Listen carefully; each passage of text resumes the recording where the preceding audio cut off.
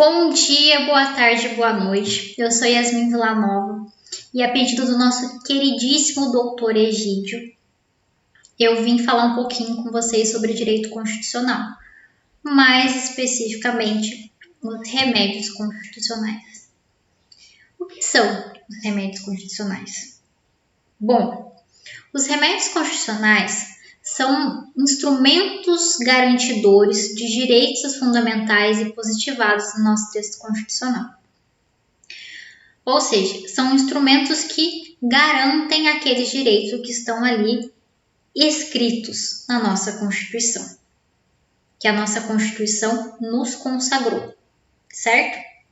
E quais são esses remédios? Temos o habeas corpus, o habeas data, o mandado de injunção individual e coletivo, o mandado de segurança individual e coletivo, a ação popular e a ação civil pública. Falando mais especificamente sobre o habeas corpus, lá no nosso artigo 5º da Constituição, ele é uma garantia, ele é um instrumento garantidor que busca resguardar o nosso direito de locomoção, o nosso direito de ir, vir e permanecer. Esse remédio constitucional, ele tem natureza de ação penal. E ele vai ser impetrado toda vez que nós tivermos o nosso direito e a nossa liberdade de locomoção violada ou na iminência de ser violada por alguma ilegalidade ou abuso de poder de alguma autoridade pública, podendo ser delegado, promotor de justiça, juiz, tribunal. E quando eu tenho esse direito, essa liberdade de locomoção já violada, o que acontece?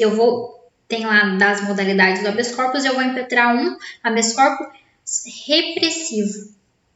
Por quê? Porque eu já tive aquele meu direito desrespeitado, eu já tive aquela minha liberdade restringida, Então, se eu já tive esse direito violado, eu vou ter um habeas corpus repressivo. Se aquele direito, aquela minha liberdade de locomoção, ela está na iminência de ser restringida ou violada, ela está sendo ameaçada de ser violada, eu vou usar um habeas corpus preventivo, certo? E quem são os legitimados para impetrar o habeas corpus? São quaisquer pessoa natural.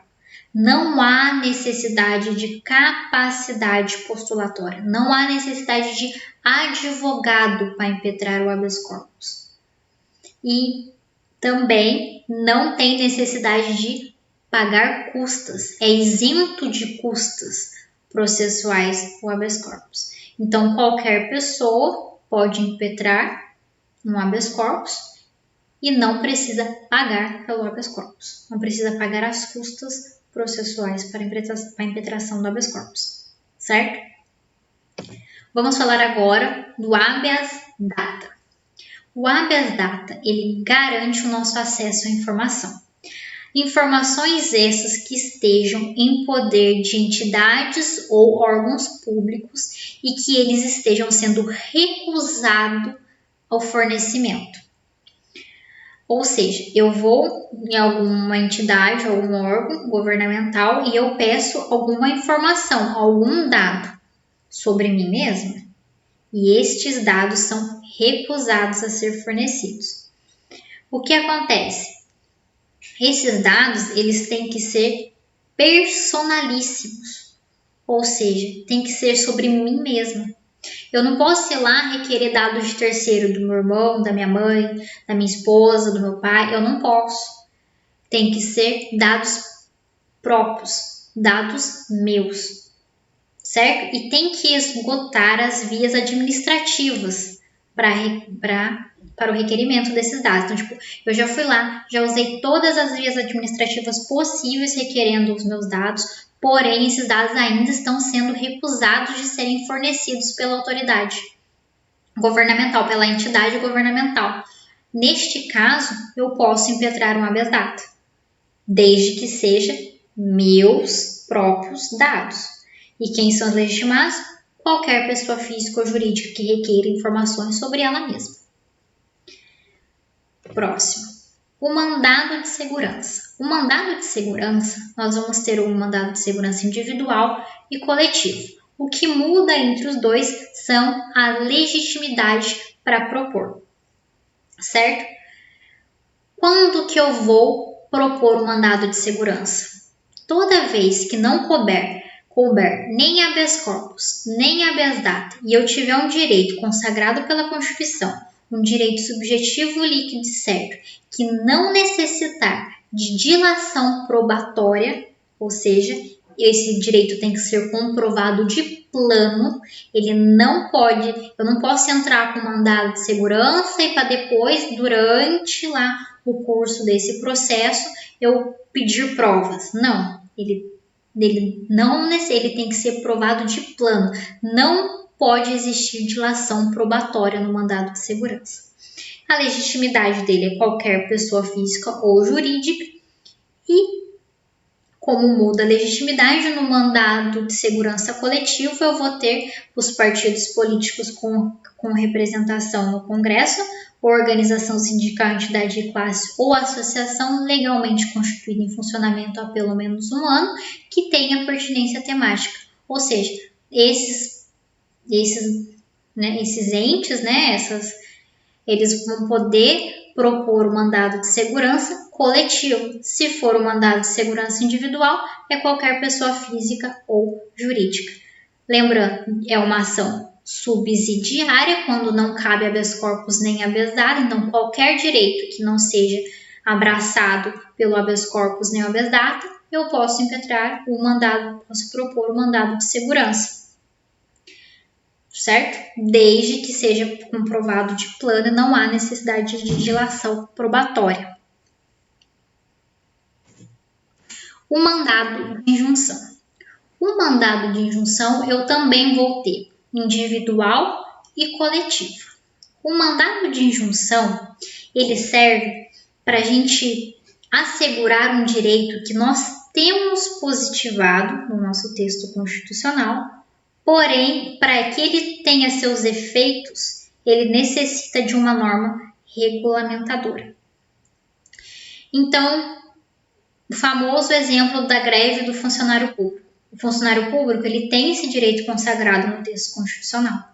Porém, eu necessito de uma norma regulamentadora para que esse direito seja exercido. Então, toda vez que eu tiver um direito, mas que ele é inviável, porque o seu exercício é inviável porque eu necessito de uma norma regulamentadora, eu posso propor um mandado de injunção. Qualquer pessoa física ou jurídica pode propor. Porém, de acordo com o artigo 12 da Lei 13.300, no mandado de injunção coletivo, é legitimado para propor o Ministério Público, os partidos políticos com representação no Congresso Nacional, a organização sindical, entidade de classe ou associação e a Defensoria Pública. Aqui nós vemos o primeiro inciso desse artigo que o Ministério Público, quando a tutela requerida for especialmente relevante para a defesa da ordem jurídica, do regime democrático ou dos interesses sociais ou individuais e coletivos, ele é parte, ele é legitimado para propor um mandado de injunção coletivo. Porque temos ali, nas prerrogativas inerentes à nacionalidade, à soberania, à cidadania, como são os fundamentos da nossa Constituição, e também quando a tutela é requerida especialmente relevante à defesa da ordem jurídica, ao regime democrático, aos interesses sociais individuais indisponíveis, o Ministério Público ele tem a legitimidade para propor um mandado de injunção por causa daquela função de defensor da sociedade como um todo, aquela função pública do Ministério Público que ele tem. Então, neste caso, o Ministério Público pode sim propor um mandado de injunção coletivo e de acordo com as suas funções, certo? A ação popular. A ação popular, ela busca anular atos lesivos ao patrimônio público, à moralidade administrativa, ao meio ambiente e ao patrimônio histórico-cultural. Quem é o legitimado? Quem tem legitimidade para propor a ação popular? Qualquer cidadão em pleno gozo de seus direitos políticos. Aquele que é nacional e tem um título de eleitor. O Ministério Público, ele não vai ter a legitimidade para propor ação popular. Quem tem a legitimidade para propor a ação popular é o cidadão. Somente o cidadão, em pleno gozo dos seus direitos políticos. O Ministério Público, neste caso, como trata-se de, como são atos do atos lesivos ao patrimônio público, à moralidade administrativa, e o Ministério Público também, com aquela sua função de defensor da sociedade, ele vai fiscalizar a ação popular para que os direitos estejam corretamente sendo aplicados, Então ele vai fiscalizar ali a aplicação da lei nessa ação. Porém, ele vai ser só o fiscal da lei. Ele vai cumprir a sua função de fiscal da lei, por ser o defensor da sociedade. Ele não é parte legítima. Ele só vai poder, atenção nessa parte, ele só vai poder entrar como parte, mas aí ele vai entrar como substituto processual, caso esse cidadão que deu início à ação popular abandone a ação popular.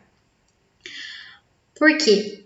Como versam sobre patrimônio público, moralidade de administração, são direitos que abrangem a sociedade, ele como defensor da sociedade, ele viu que aquela ação tinha ali, essa ação popular, quem tem a legitimidade dela é o cidadão, mas esse cidadão abandonou, ele substitui para dar continuidade à ação popular. Porém, ele não pode ingressar como um autor de uma ação popular. Ele vai ser apenas o substituto processual no caso de abandono dessa ação pelo cidadão que deu início à ação, certo? Então, na ação popular, o único legitimado é o cidadão em pleno gozo de seus direitos políticos. O Ministério Público ele atuará somente como substituto processual. E temos a ação civil pública. A ação civil pública, lá no artigo 129, inciso 3º da Constituição Federal, ela tem um objeto, ela tem lá ela é um instrumento muito parecido com a ação popular, Ela busca anular os atos lesivos ao patrimônio público, ao meio ambiente, ao patrimônio histórico e cultural e os direitos difusos e coletivos. Porém, aqui a legitimidade é do Ministério Público, como também da Defensoria Pública, dos entes federados, que é a União, estados, municípios e Distrito Federal, autarquias e fundação pública e a associação. Neste caso, o Ministério Público ele pode entrar com ação civil pública, diferente da nossa ação popular, que quem é legitimado para propor é o cidadão, ele vai atuar como substituto. Aqui não. Aqui na ação civil pública, o Ministério Público ele pode entrar, ele pode propor a ação, certo? Ele é parte legítima para propor a ação. Por quê? Pela questão da sua função como defensor da sociedade. Então, incumbe ele a zelar a moralidade e probidade administrativa. Temos lá, no artigo 129, as funções institucionais do Ministério Público, certo? E dentre essas funções, temos lá a ação civil pública. Bom, espero que tenha ajudado vocês, Desejo a todos uma boa prova e agradeço muito a oportunidade, ok? Muito obrigada mesmo, de coração. Boa prova, confia e vai.